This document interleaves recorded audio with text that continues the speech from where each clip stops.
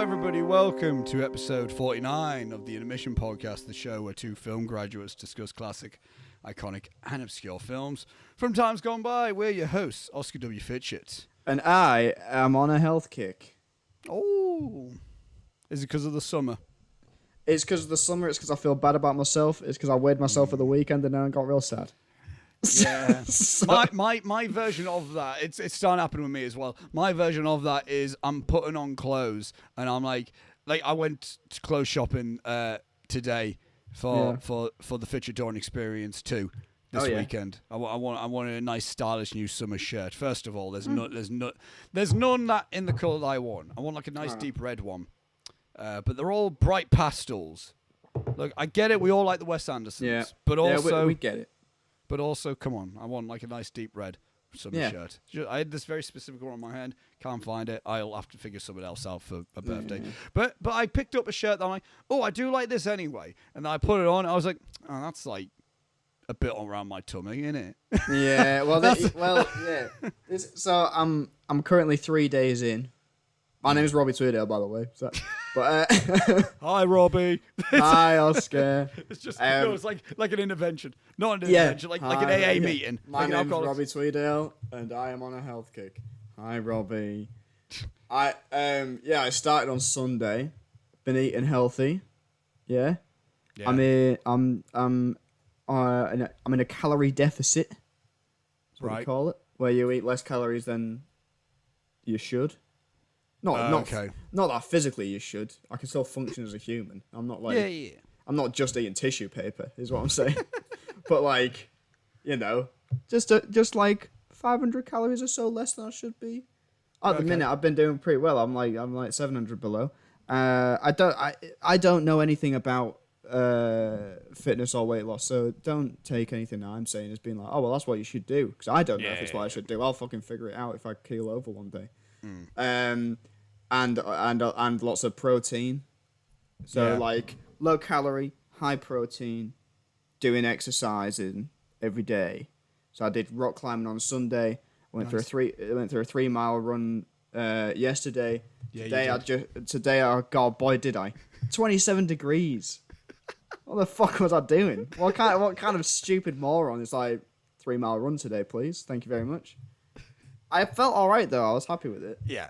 And then this morning, I did like a little lab workout in my flat because I knew I wouldn't have time to do any proper thing because we were recording. Tomorrow, I'm going rock climbing. It's all looking good. So when I see you on Saturday, I expect to get a, oh, wow, Rob, you're looking trim comment. I know it's only been 5 days, but if you could just do that and give me that boost in confidence, that'd be brilliant. And then on Saturday we're bar crawling. Yeah, oh god, yeah. Fucking hell. Boy are we. Yeah. Sorry, do you do any low carb beers?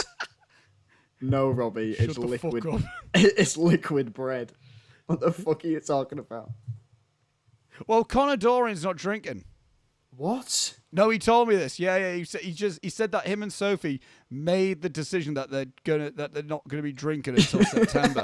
And I went, why till September? It's like, because we're going on holiday then, so we're gonna have some drinks then. Yeah. I went, not for your birthday. Yeah, him and Sophie made that decision, didn't they? Both of them together. Apparently so. Both of them together made that decision. I don't know. But then I went, I mean, fair dues, do what you want. But it's like, but also like, come on. But, good on him, but I hope you know, Connor, you're going to be in like... I don't know. I mean, he's going to be surrounded by me. And it's his birthday. Yeah. So, I'll be buying him things, whether he has them or not. Dude, like when we get like Lee Charnley, just alcohol-free cider. Yeah. Just do that. You can still get the taste. No, it's not. It's non-alcoholic Sambuca, Connor. It's fine. It's just a shot. Don't worry about it. Connor. No. I don't want to. But it doesn't... I don't know. But I mean, God bless him for that. But yeah, sure, good on him. I mean, I did it once. Good for you guys. Yeah. I couldn't do it. Jesus Christ. I was fine doing it in a time when, at one point, when I did have alcohol, it didn't do anything for me. Like, I never got... like in my early 20s, I never really got a buzz off alcohol. Yeah. So I was like, and so what's the point? But then once we all started being. Do you know what it was? It was technically we've got it on record of when I first ever got properly drunk was during the Snyder Cut commentary, and that was when I was like, I first felt a dizziness in my head, and I was like, oh okay, and I'm not instantly got a headache. Wow, this is what being drunk can be, and not while you're not, and also not feel like shit afterwards. That was such a fun night. That was a good. What a good time. It was a good time. But my, I guess it's not really my health kick. One, I don't it's getting hot in England now. It's so fucking warm. I've got the window open right now. I'm currently wearing shorts and my lightweight top. The reason why I'm not wearing my headphones and wearing earphones because I get hot anyway with my headphones for these prolonged periods of time. So I'm like, I'm not. I mean, look at you now, Robbie. Have you felt? Mate, I've taken mine off already. I can still hear you, but I'm like, I just couldn't. I couldn't do it. So I might see if there's options to turn up the volume in Skype, so I can just hear you through this. It'd be fantastic. Haven't you got your own? Have you got earphones like this? Just like no. All right. I've got oh god, they're on full. I've got my Bluetooth earphones, but I don't know if they'd work. Could give it a go actually. But my version of like all that, and it's getting hotter. And then that's my least favorite. It's not my least favorite time of the year. I like colder weather better than hot weather, not for anything in particular. But no, for something in particular, it's because I like the clothes I can wear more in the colder weather. Yeah, like it's like when it's too hot, I have to be too like, I have to like wear less, and then that's when I'm like, oh, now I can see my gut a little bit, and I'm like, damn, maybe I should eat healthier. And then my healthier form of eating raw. Well, you just talked about your health kick and what you're doing. My health kick is just like, I guess I'll drink more water and I'll change from eating sausage sandwiches for lunch to a tuna sandwich, and then I just won't eat past 10. I mean, that's what I'm doing. Bro, yeah, go for it, man. I've been like this morning I had an omelette for my breakfast. Oh yeah. Like I had sausage in it and red onion and a bit of spinach. But also in my breakfast omelette. That does actually sound quite nice. It's pretty tasty, man. It's good. Yeah, it's fucking good, man. Yeah. But also what ends up happening during summer, and this is all, every time I see this like a blue sky and I just feel the heat, I always just get the urge like, I would just love to be in a beer garden with a cider right now. Oh my god. Well, this has been the issue at work. Obviously, this is just a hypothetical story and is not something that we would do. At lunchtime, we, in theory, have been going on walks, and then on Monday, it was so hot. It was like 29 degrees when we were on this walk. And we were like, fuck this, there's a pub at the top of this hill. So we just had a fucking pint. It was great. It was marvellous. Like, after one pint, you're not going to be half cut. You've got to walk back to work anyway. Yeah. But God, it was the most refreshing fucking thing. Do you remember that? I just fucking remembered that time when it was getting sunnier and they finally let beer gardens open. And then me, you, and Reese were like, let's go to a beer garden after uni. We were going to go to the park in full. Just wasn't there. Our plan was to sit with Anna and Ella, but just two random women were sat with them because of course they did.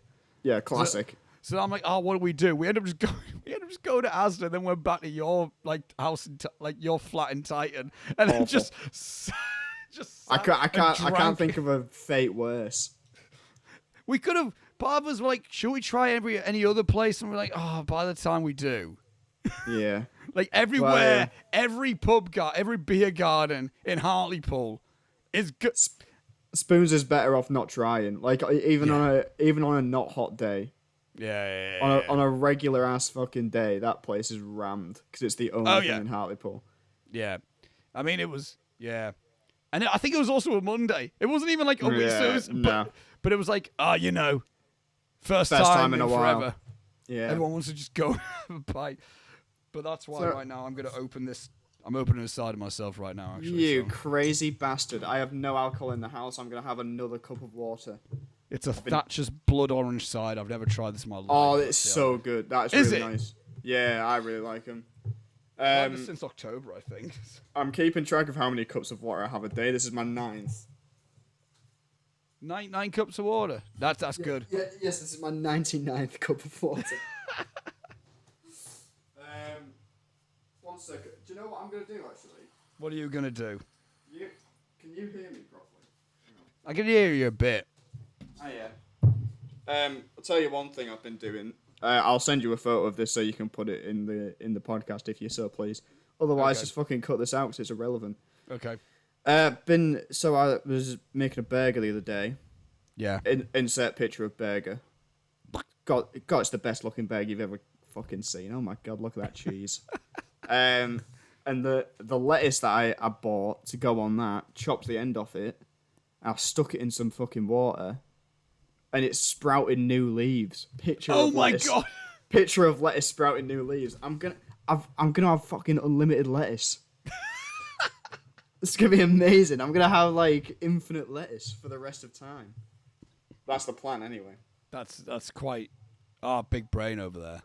Anyway, you introduced the movie. I'm gonna change into a lighter t-shirt. And the blood orange cider is nice, but it's gone slightly warm since I got out of the fridge. But that's okay. That's it. It's what it is. But yes, I will introduce the film. Yes, I will, because I was going to talk about another point, but I'll leave that to the intermission section. Okay. But before we do get on the film, I want to say the same things as I've always been saying. Links in the description for Instagram and Letterboxd for everything intermission wise, especially the Instagram thing. That's where you can see any news, updates, or whatever. Maybe certain clips that I've just thought was funny and would be funny to have as its own individual clip. All that's on the Instagram as well. You can also follow each of our individual Instagrams and all that. See what each of us are doing in whatever fashion. I don't know. It's usually not a lot. Yeah. Go on Letterboxd. Go on my Letterboxd to see how dry my diary's been in a long time. So, God, it's been so dry. But yeah, that is that there. There's also time codes in the description, chapter marks and all that, so you can see how long we've been talking about stuff, or like how long we do talk about stuff and what the exact topics are.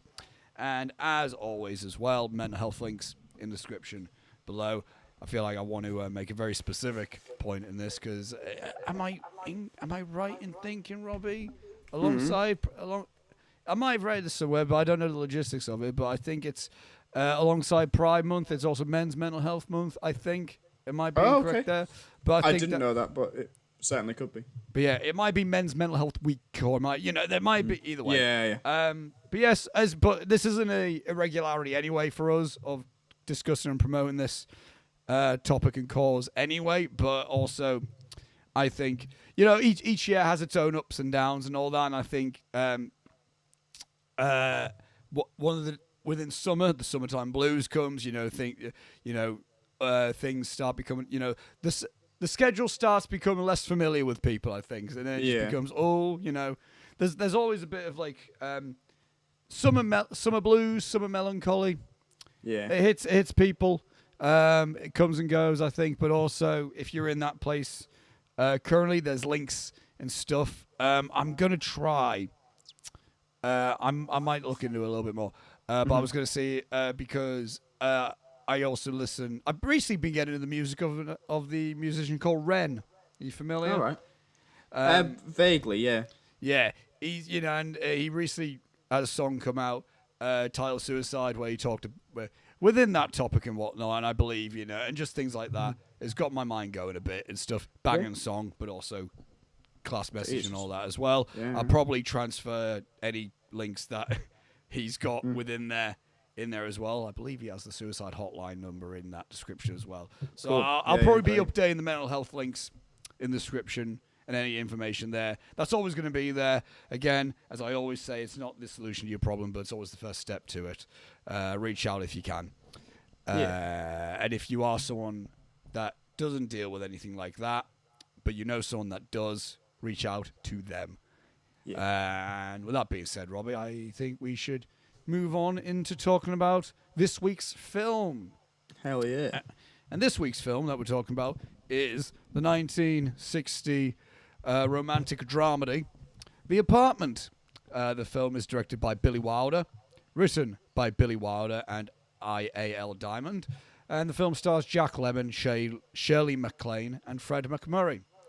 The plot synopsis of the film, according to IMDb, is a Manhattan insurance clerk tries to rise in his company by letting its executives use his apartment for trysts, but complications and a romance of his own ensue.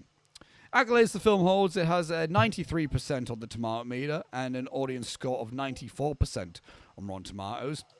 It has a score of 8.3 out of 10 on IMDb, placing it at number 101 in their top 250 films of all time.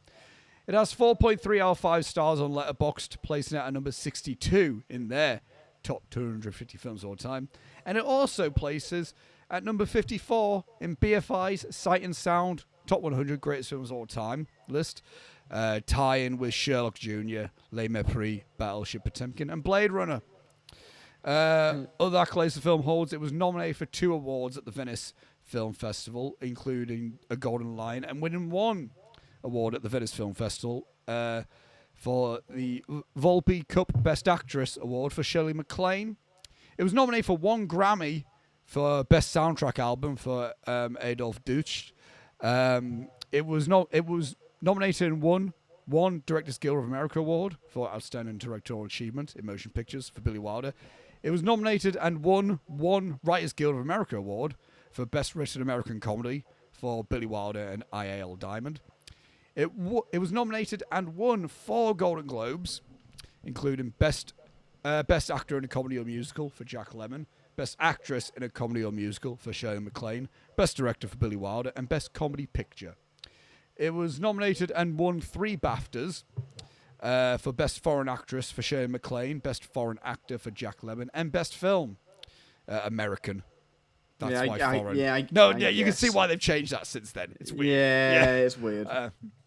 And it was nominated for 10 Academy Awards for Best Sound for Gordon Sawyer, Best Black and White Cinematography for Joseph Lachelle, Best Supporting Actor for Jack Crucian, he played the Doctor Neighbor, Best Lead Actress for Shirley MacLaine, Best Lead Actor for Jack Lemmon, and it won 5 Academy Awards for Best Film Editing for Daniel Mandel, Best Black and White Art Direction for Alexandra Trana and Edward G. Boyle, Best Original Screenplay for Wilder and Diamond, Best Director for Billy Wilder, and it won Best Picture.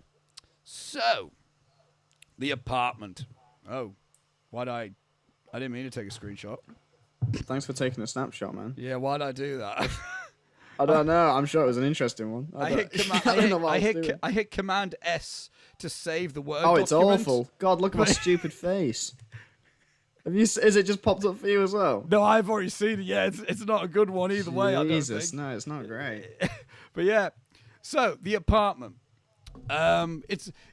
Obviously, when I came up with the list of films that we're going to be discussing for this season, I didn't expect the time of the year. So it's always really odd to watch a film that takes place in the winter when it's maffed in. Yeah, it's fucking roasting. I'll say it. I've said it once before. I'll say it again. It's so fucking hot. Please help. Help me, please. Help me, please. I'm so warm. But I couldn't find a lighter shirt. Let's just take our tops off, Robbie. Let's just do it. Oh God, I happily would.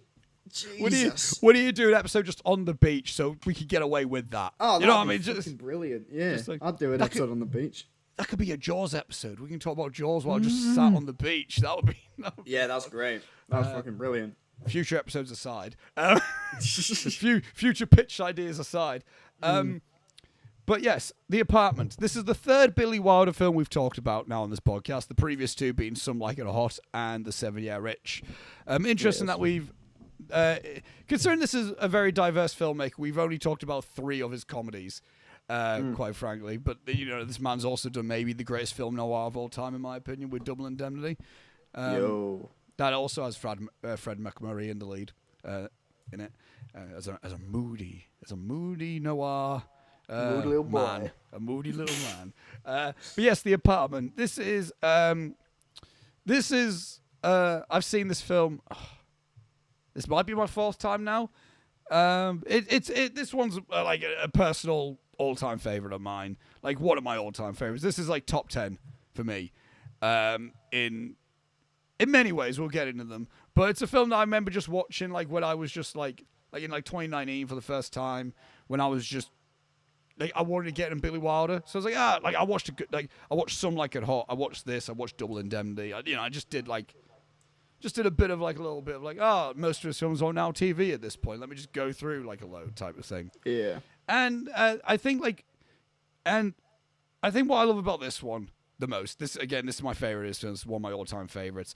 Is that I think Billy Wilder does a great job with drama and comedy, and he's also maybe one of the greatest screenwriters of all time in terms of not only like story beats but also dialogue, and a mixture of both of those, and neither of them feeling like one of them's too stylistic, but not like it's stylistic enough without being like a lot. I think the apartment is a very much so like a perfect blend of serious and funny, and witty dialogue and just subtle dialogue. I think it just all works well.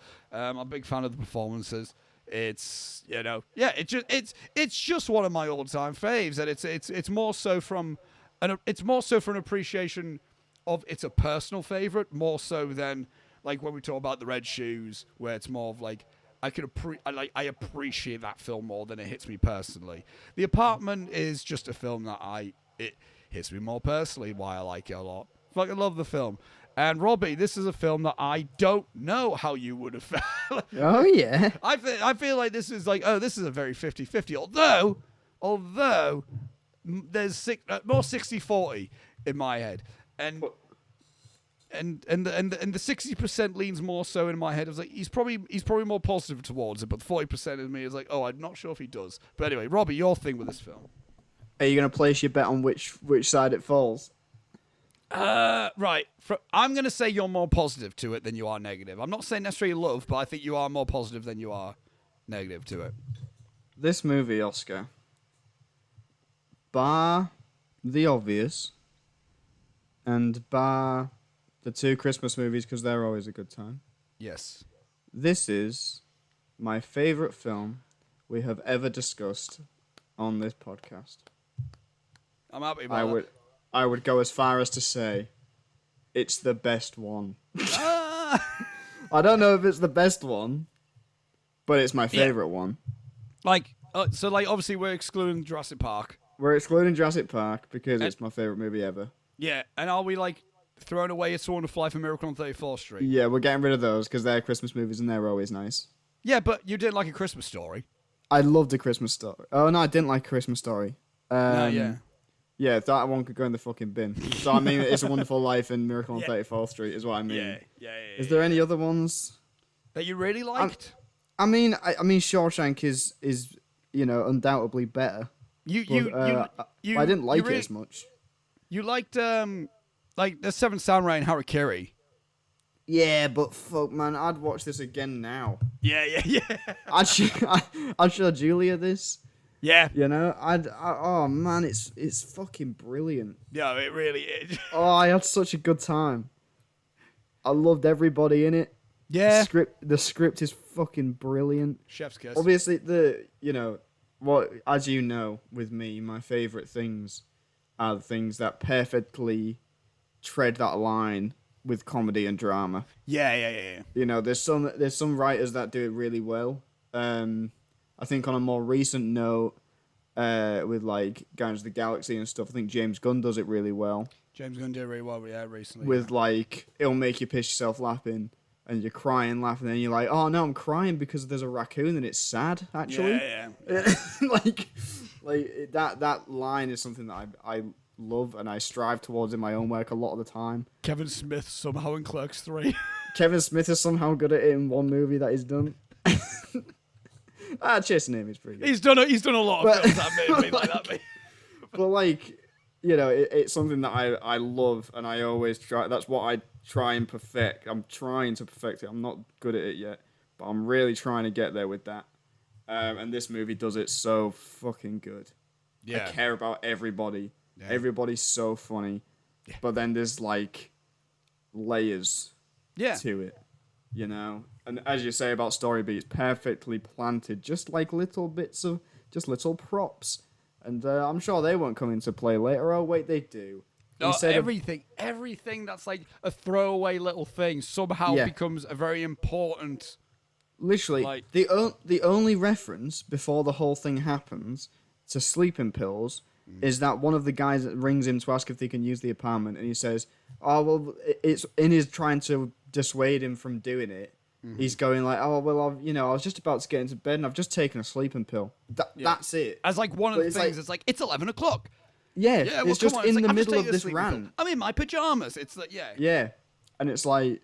Then it comes back later, and you're like, "Oh fuck yeah, the sleeping pills." The gun. The gun. I think it's like he just makes a comment being like, "Oh yeah, I tried to kill myself once, but then I ended up like shooting myself in the fucking knee." Yeah. And then he's like, and then it's like, then he's moving shit. He like finds the gun, he goes, and then he puts it away, and then we hear like the bang. It's like fuck. Yeah. And it's like, no, it's just a champagne bottle. He's just popping a champagne bottle. So good. Chef's kiss. One of my favorite examples of just like. Yeah, we can talk about the script and the story and all that as like the first thing. So I think that's like, it's difficult to say that's the strongest thing. Yeah. Because I think that makes it sound like I'm disparaging the other things in it. Yeah. But I think it's the combination that Billy Wilder is also writing and directing it. So it's like, it's almost he's with I.A.L. Diamond as well. It's obviously he's been Wilder's writing partner through his films as well. So he's also someone. But like the reason why I say Wilder is an individual, element is he's clearly writing it because he knows how it's going to look as well. Like he's like, well, I'm writing this because then we're going to make it look like this, and I know the performance I want to get from the person when they say this line. So that's why the lines always matter and they always flow well. I think the best example of that in this film is the broken mirror bit. Yes. How he finds out that Fran is Fred McMurray's character Stracoby. It's not, but like it's not Stracoby, but it's something like that. Frederick? It's not Frederick, but it's Summit Drake, isn't it? Yeah. I've got it. Sheldrick, that's it. Yeah, that's it. How Baxter finds out that like Fran is Sheldrick's like mistress is just so like like how like it's like because it's like it's like right, well we know that he's gonna have to find out at some point. How are we gonna do it? I feel like any other romantic comedy that would have tried to do this, say like in the 2000s or something, they would have had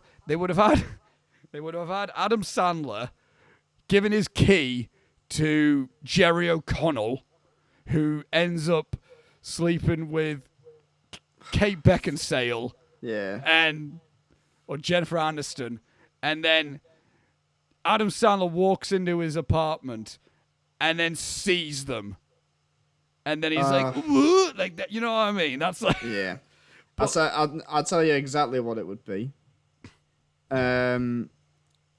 The guy that whoever it would be that would sleep with Drew Barrymore or Jennifer Aniston or whatever, right? Would be friends with Adam Sandler. Adam Sandler wouldn't know, and then he would say, "I was banging this hot chick last night, man. And she had a tramp stamp just above her ass." And then the next day, that girl would come into work. And she'd be wearing low-rise jeans and she'd bend over a table and Adam Sandler would go to look at her ass and then go, "Oh my god, it's the same tramp stamp." It would be that. Which fucking sucks. Which is awful. I like how we both still thought Adam Sandler. Well, yeah. No, but it's the kind of shit he would do. Yeah, it's like, see, I'm a lovable, quirky dweeb that you want to... Yeah, but it's like, no... Jack Lemmon is my lovable, gullible. You're a fucking creep. You're an absolute fucking. Oh. Jack Lemmon is like if you got Jimmy Stewart, but if he didn't lose his virginity until he got in his 20s. Yeah. That's what Jack Lemmon is. Yeah. Jimmy Stewart is the one who shagged around as a kid, but we all still loved him. Yeah, bless him. Jack Lemmon's me. Oh, mate. Oh. You don't have to fucking out yourself like that on a public forum. It wasn't an outing. It was just like that's the vibe I give off. Yeah, fair. I was gonna say, how many sides have you had? Fuck. Just a sip and 2 other pints. Oh god. Oh my god, I do have a lighter t-shirt. Oh, he's discovered it. Fuck. Give me a second. We'll wait. We'll let Tiger say his bit. So Tiger Woods, Defend yourself. how do you feel about Defend your disgusting, heinous actions. You big old piece of shit. I can't find it now. Wait, didn't you say? I thought you witnessed it. Did you just remember you had one? I suddenly thought it's not a lighter t-shirt per se, but it is a bigger one. Do you have your? Why don't you wear your little Hulkamania shirt that you wore? Well, I can't wear that on a fucking podcast. Why not? No. I wear my big Doctor Who one. It's an audio medium, Robbie. What do you mean? No one's gonna know. We put these on YouTube. People will know. Well, if you wear your Hulkamania shirt. Yes. It's not a Hulkamania shirt. It's a shirt I'm very proud of, actually. That says Hulkamania on it. It doesn't say Hulkamania on it. It says Humberside on it. Humbermania. Yeah, Humbermania. Whilst I'm up, I'm going to check if my radiator's on in my bathroom. I'll probably cut this bit out depending on how entertaining this is. What a time to be alive. There you go. So, I'm back.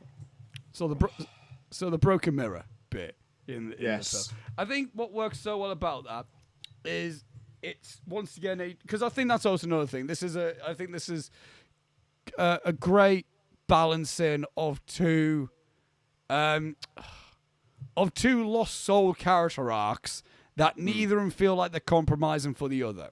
Because I've seen in recent years, well, by recent years, maybe 10 years ago now, when people have been like, when there's been like people trying to make lists of the manic pixie dream girls, even though that term came to be in like the mid 2000s with Elizabethtown.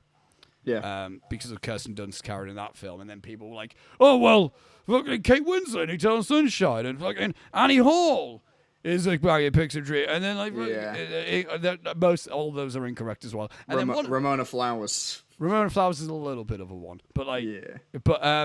But one that got shoved in there was Fran in the apartment as a manic pixie dream girl, and I'm like, I don't think you know what the term means. Like the terminology in terms of like to boil it down to simplistic terms of people. Yes, who are I would like this explanation. To boil it down in the simplistic ways of it, it's a bubbly woman who's kind of like quirky and a bit like, whatever, whose only existence in the plot is to be to just be there for the male lead. She has no other roles of herself. She has no other motivations. She's almost just like this person that's been plucked out of thin air, out of the person's mind of the ideal woman, and she's perfect, and she's a little bit offbeat, but she brings his introvert out a bit, and she makes him a bit, she brings him out She's a bit. She's not like other girls. Yeah, it's kind of like that, really. And then and people and Summer and Summer people incorrectly label her as a manic pixie dream girl in that regard. I can understand that one. But I feel like with Summer in the sense that but the whole point is like by the end it's like the whole point is like she's not there for Tom, so then that's that reason she's she has her own distinct thing of like, I don't want to be in a relationship. If anything, she's the anti-pixie girl and manic pixie dream girl in that regard. And I think with Fran, she's not there for anyone. Like the film could have been from her perspective. We could have started the film off like the film could have been like we could have started the film off in the elevator. And we go from there. Instead of going back to his apartment, we see what she does after or whatever. Yeah. And but I think there's enough there in the film as it is that I can see that reality happening, even without her being the lead. And I think, yes, we're obviously following Baxter, and he's our lead character and stuff. And we're seeing his things, and we're seeing his struggles and blah blah blah blah blah blah. Yes. But I also feel like we get enough of Fran. We get like the two sides. There's points where we know everything about Fran before Baxter does. Which, if she was so manic pixie dream girl, we wouldn't. She would just be, whatever with it all. And I think and I think how it balances it all really well is obviously she's. We'll separate each character in terms of their own thing. We'll talk because I feel like there's a lot we could talk about in terms of each character. Yeah. Specifically Baxter and Fran, I think those two are very interesting character stories in their own right. But we get that one scene of the Christmas party where Baxter being just being one of the best. God bless him. I've got a promotion. This is me. Hey, Fran, come on. He's trying. He's actually got confidence of talking to the last day he actually fancies or whatever. He's like, oh, come on, I'll get you a drink. Come on, eh? It's like, oh, I'm working. Well, let's put the lift on out of order. Yeah. Come on, there's other elevators. Let's go. And then the secretary then goes, let me guess. Did he also give you the spiel about how he's going to divorce his wife? Yeah. And it's like, all right. Shit. Which I feel like, again, as what you said, all the characters all have their own, lives and motivations and stuff. Yeah. That secretary isn't an arsehole for doing that. You can see why she did that. Yeah. It's not just a random bitchy secretary who the boss used to fuck. Yeah. It's even the little bits that we did get off her. It's there's a character to her. Yeah, she was hurt by it. Yeah, it's and there's a thing as well, near the end, where she was when he says that she's sacked or whatever, and it's you're done. And she's like, we were done 4 years ago, and then you employed me as your secretary and made me watch the other girls come in. Oh. And it's that's horrible. Yeah. Jesus. Yeah. But I also, we'll get back to the point, the scene that I was talking about, but I also like how Sheldrick isn't just an outright. He's not he's a bit sleazy, but he's not you can understand how he does this. You can understand. You can understand how. I mean, he's a manipulative bloke. That's what he is, and he's got and he's got good charm to him, and you can see how.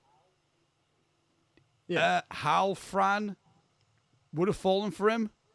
You can see it's not just a thing of that's what I think also helps as well. It's not just a why are you with this guy? why are you this guy sucks. Why would she ever even talk to him? But you can see just the bits where it's where there are moments where it's just the two of them. It's I can feel I get their little summer fling. Yeah. I can 100%. I can feel there's actual romance. There has been actual romance there, for her at least. Yeah. And I can see that from her perspective, why she would have fallen for him. Whether he felt that way to her, it's debatable, I think. I don't think so. Neither do I.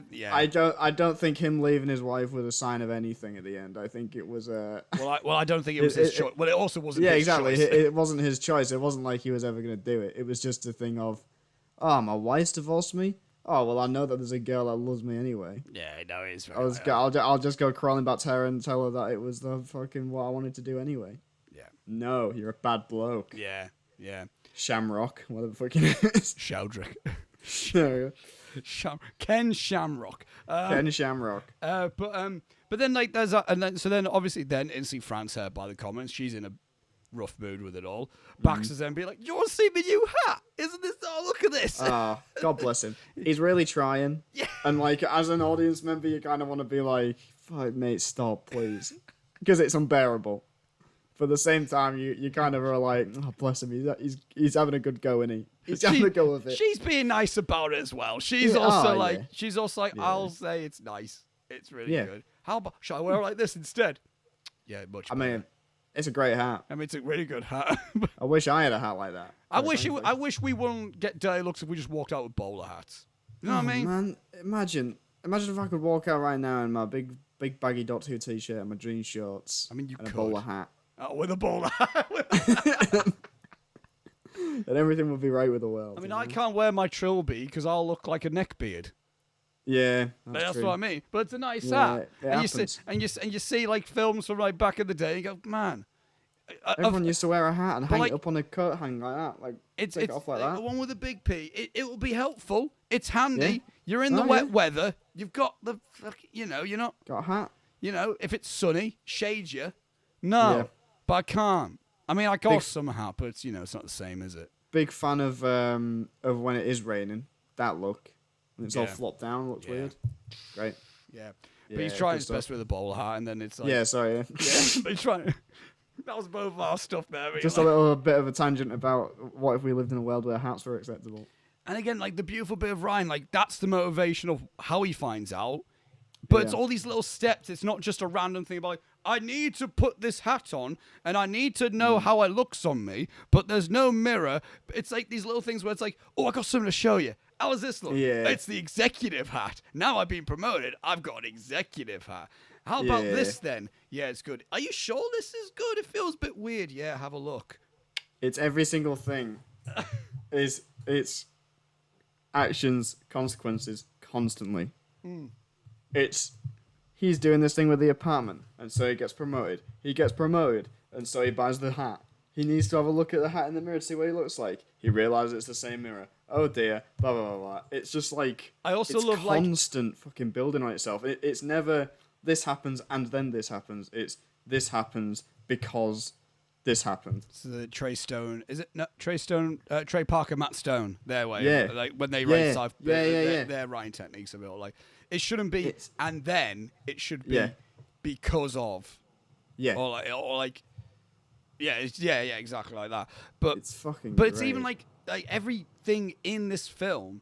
Again, as you said, it's like that could have been like, oh, that's just throwaway dialogue, and it is said throwaway dialogue, but then it comes back around, or even the exposition-based stuff fits in naturally, and it's like when he goes up to Sheldrick's office for the first time, and he's like, "Well, explain yourself."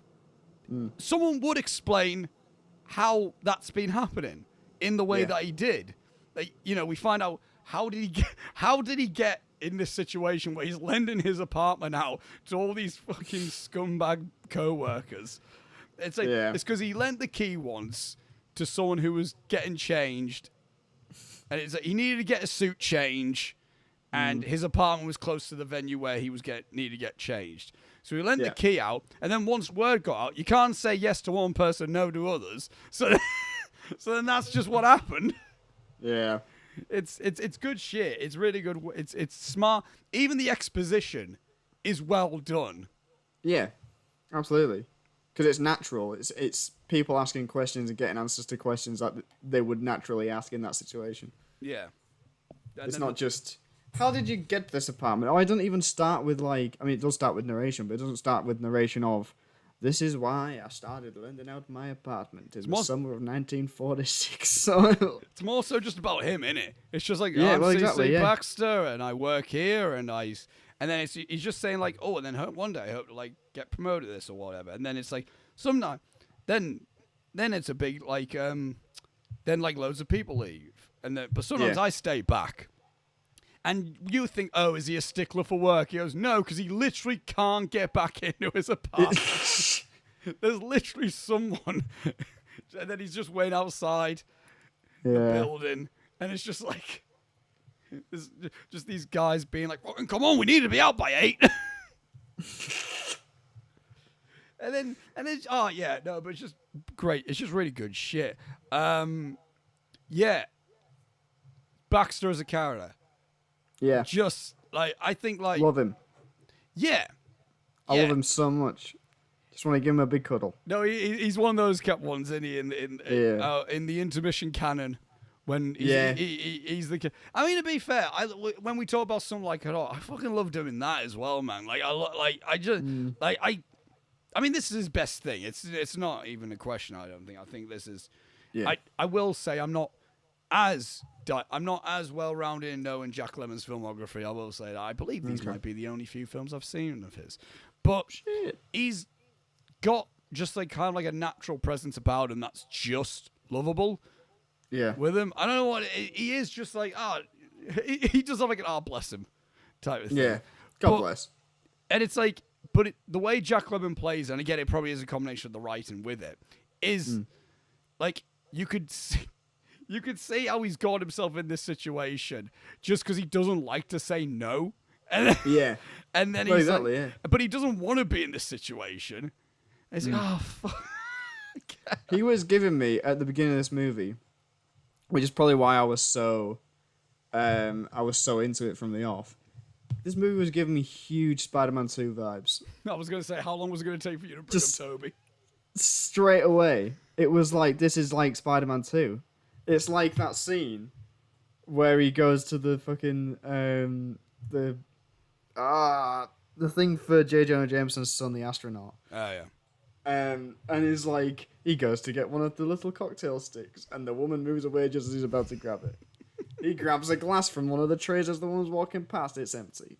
Like things like that, like constantly just beating this fucking guy down. Everything sucks for him because he's too nice. It's that brilliant scene of where he's just gone mad cold. And he's like, you gave me the wrong key. No, I didn't. And I was like, oh wait, I gave you the key to the fucking office washroom. He says, I couldn't get back in my apartment.